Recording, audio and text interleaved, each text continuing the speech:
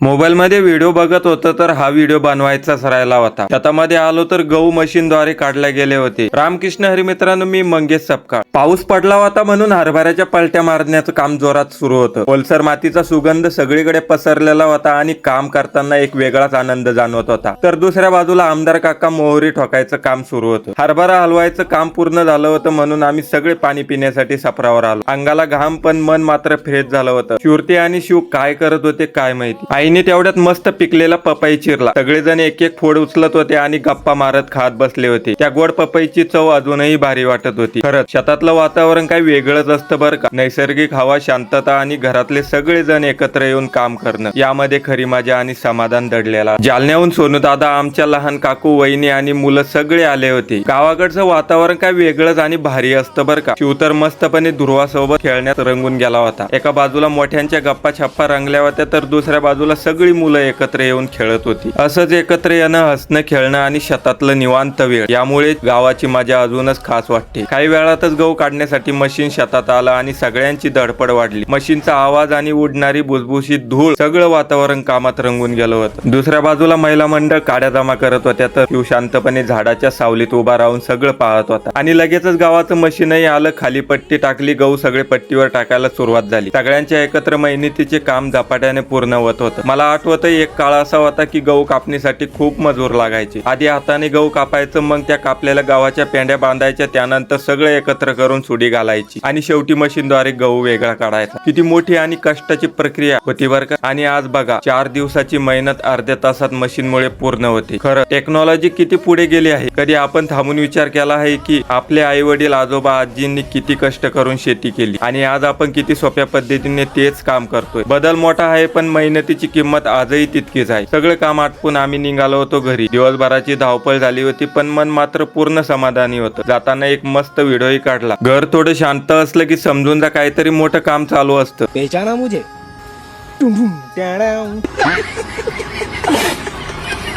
आता शिव काय म्हणतो ते बघा. मी असली बोल रही हूँ. शेवटी जाताना मी जेवण करतो, तुम्ही पण जेवण करून घ्या. आणि हो, व्हिडिओ आवडला असेल तर लाईक आणि फॉलो करायला विसरू नका.